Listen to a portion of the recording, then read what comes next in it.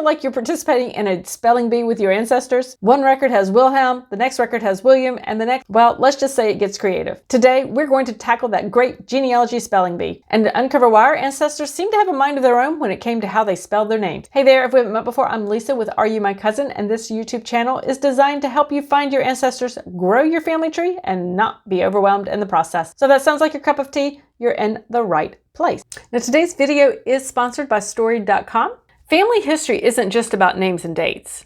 It's about our family stories, the triumphs, the quirks, the everyday moments that shaped who you are and who your ancestors were. Capturing this type of information is something I am passionate about. But being able to document my family's, well, quirky moments and share them in an organized way has not always been easy for me. And that's where Storied comes in. Storied isn't just another family tree builder. Yes, you can research and grow your family tree there, but it's also a platform that lets you capture not just facts, but the story. I recently shared a story over there about my great-grandmother who had a dislike for daylight savings time. Her clock was never changed to daylight savings time. But really, I don't really know how she managed it, but that would be a story that would be forgotten if I had not documented it. And just so you know, that clock still, to this day, only runs on Eastern Standard Time. But it's these stories that capture the interest of family members, start conversations, and create those connections. Storied also recognizes that family history is not a solitary journey. Their groups features allows you to collaborate with other family members and friends, add photos, and weave together those pieces of family lore that would be lost otherwise. So don't let your family history be forgotten. So visit Storied.com and start building your family's living legacy today. So we're going to be talking about our ancestors' names. We come across a lot of variations, some of them unintentional variations that have just kind of a name spelling or a name use has morphed kind of through the generations. And those name changes and intentional or unintentional spelling variations really can cause us a lot of headaches as genealogy researchers when it comes to finding that ancestor in the records. But don't worry, as we talk about why these changes might have happened, I'm also going to be sharing with you strategies about how to overcome the name spelling variation issue in your research. So maybe genealogy research isn't quite as high-pressured situation as, say, a spelling bee you had when you were in school, but there are times when, well, I think it feels that way because those name spelling variations that are out there have caused me to struggle in my genealogy research. After all, how many spelling variations could you possibly find for the name of Howard? Well, it turns out quite a few. Now, if you have experienced the frustration of researching an ancestor who has a name change or a spelling variation that really threw you for a loop, be sure and let me know what that is down in the comments below. I'd love to be able to see what your experiences are and, well, learn from you as well. Now, one of the reasons that a name may have changed either slightly or quite significantly could be the phonetic spelling of a name. So let's think about census records and, well, those census takers who were never going to win a spelling bee challenge, let's just say. As they were going door to door to record the census information, they were going to be writing the individual's names, oftentimes how they thought it was spelled or how they heard it. So in other words, how it sounded to them, that's how they would actually write the name down. So Catherine with a C, C-A-T-H-E-R-I-N-E, could become Catherine with a Y, C-A-T-H-R-Y-N, or Catherine with a K, K-A-T-H-E-R-I-N-E. So this would be very common to see some of these spelling variations across the record. Now, another reason that we're going to see some of the spelling variations that have occurred, and they happen quite unintentionally, could be some of the language differences. So as record keepers, record recorders were documenting our ancestors in the records, some of the languages, perhaps a strong accent, may have caused them to not understand the name well. They may, again, have written it down phonetically. And so we start to see some of the spelling variations from individuals who are immigrants to a new country. Okay, guys, so we need to clear up just one little thing here before we move on this. You may have heard in your family that your family's name was changed at Ellis Island when your ancestor came in. That did not happen. Ellis Island did not change the names of immigrants coming into America. So I just want to get that out of the way. Now, another reason for unintentional spelling variations that you're going to see, well, is going to be straight up poor penmanship. Oftentimes, record keepers did not have really good handwriting. And so what would happen is, as records are becoming digitized, as they are being transcribed, people may mistranscribe something because the penmanship is so poor. And so sometimes we will see those variations occur in the records and in our searches. So we have to be a little more open to some of the spelling variations and consider thinking about what a particular letter may have looked like or what the penmanship may have been. So it is really helpful in those cases to actually, if you can, look at the original record and get it out of the transcription and get into the original record to see how you might interpret that spelling. Another reason for name variations that we definitely need to keep in our heads as we are researching is the use of nickname. Now, some of them are going to be quite intuitive. It's very common knowledge typically that a nickname for William might be Bill. A nickname for Robert might be Bob. But there are some, certainly as we get back into the generations, that are not so common. So for instance, Sally is a very common nickname for Sarah. Did you know that for Mary, she could be known as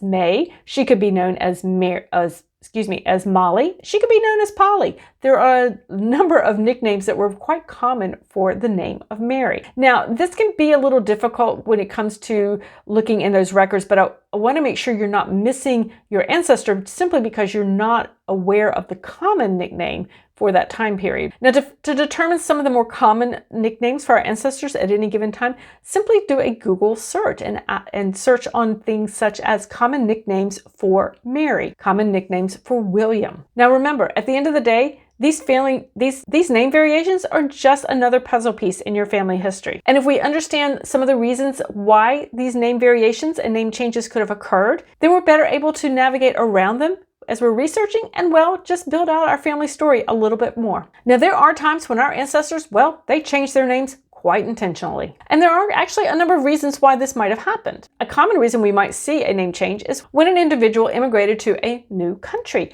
They may have changed their name to fit in more with the culture. U.S. researchers see that frequently, where an immigrant may have come into the U.S. and would have anglicized their name so that, again, they might have fit in a little bit better in their new world. So, for instance, Friedrich might have become Fred or Frederick. Wilhelm might have become William. These new names can represent kind of a chance at a new beginning, as well as a desire to embrace their new culture. Now, another reason our ancestors may have changed their name is because, well, they were in trouble. They could have been in financial trouble, they could have been in legal trouble, or they could have just had a desire to walk away from an old life and start a new life somewhere else. These are particularly difficult to research around, definitely. But it also wasn't particularly difficult for them to do. They simply stopped using their old name and started using their new name in a different location. Sometimes I've seen name changes occur because an individual is really ready to break from tradition. So traditionally, women would take a husband's name upon marriage.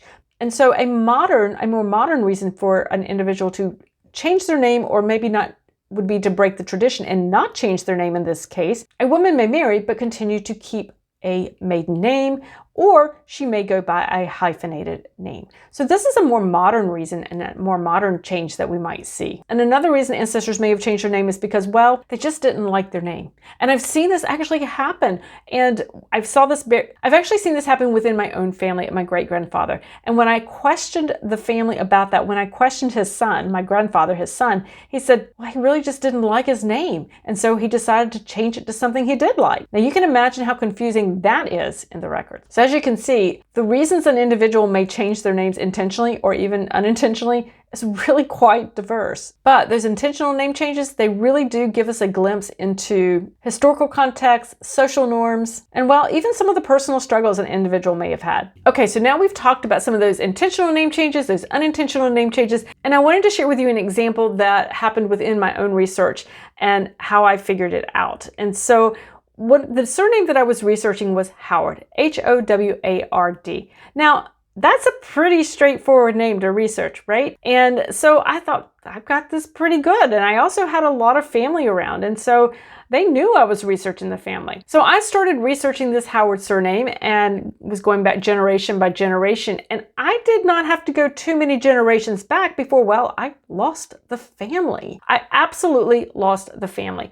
I was at my great-great-grandfather. I could not find him in the census record at all. And I couldn't figure out why. Now, I worked and worked, and I eventually, using some alternate types of searches in the census records, using some no surname type searches, I was able to find the family in the census records. And what I discovered is that the family surname was going by a different surname, Harwood, Harward. Now, Howard and Harwood, they're not that different, but they're different. definitely they're different, and that obviously they're different enough that it stalled my research out. So I thought this was a really fascinating find. It was.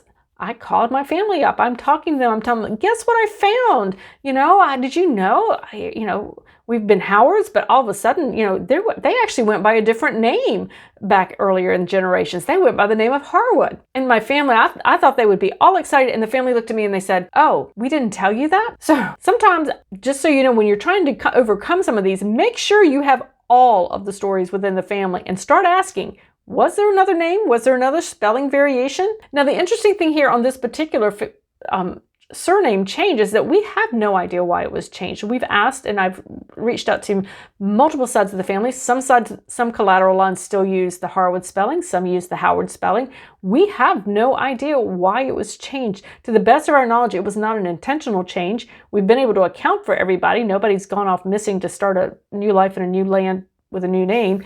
So we, at this point, aren't sure. And to be honest, I don't know that we'll ever know. And I'm not sure that, and I think as researchers, we have to be comfortable with that sometimes we're not going to know all the answers, and we may not ever know why an ancestor's name was changed, whether it was intentional or unintentional. So I did want to share that story with you because the answer to that, while I was able to determine it in the records, the family actually knew and could have saved me I could have saved a lot of time had I just asked the right questions to the family. But anyway, there are times that we have to be comfortable with realizing we're not going to know the whole story. So what do we do as researchers when a name has been changed or the spelling variation is so mutated that we can't recognize it in the records? We do have some options for our research that we can make sure that we are able to move our research forward. So the first thing what we do, and this is actually what I did with the Harwood-Howard conundrum that I was exploring, was I actually performed a no surname search. So in other words,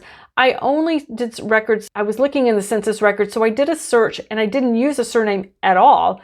I looked for the individuals, a family grouping that had the first name. So I looked for the father's first name. His name was Alan Suggs. I looked for his wife. I just used her name, which was Emma, and then each of the children's first names. So I was looking for a family group that had the right first names, but no surnames. And that's actually what broke that particular brick wall for me. I was able to look at the results that came up and determine that the family was going by that name of Harwood, and then was able to place them they were in the right place, the right time, and in the right community. So I knew I had the right family. Now, next up would be the wildcard searches. You want to use a wildcard search, which uses an asterisk that replaces the unknown letters in a name. So if you know a name, a general spelling of a name, but you're not really sure of all the letters, use that asterisk to replace the letters that you're unsure of. Now, another thing you can do is to make sure that you are not dismissing those maybe names. Don't dismiss immediately those records that have names with slightly different spellings than you've seen before. Create a separate list or folder for those potential matches, noting any spelling variations. You might be surprised how those seemingly minor differences in spelling actually connect the dots for your research in the future. Another technique that you can use is to really make sure to explore the historical context. Understanding that time period and location of where your ancestor can be crucial. For instance, research common name changes or anglicized names or anglicized versions of surnames during those peak immigration periods. And the most important thing to remember here, guys, is really patience. Patience is going to be key here. Overcoming name spelling variations as well as intentional name changes can be quite tough, but doable. Now, losing an ancestor in the records is not uncommon at all. And I want to make sure you know what to do when that happens to you. So watch this next video on your screen now. 15 strategies to help you find your missing ancestor.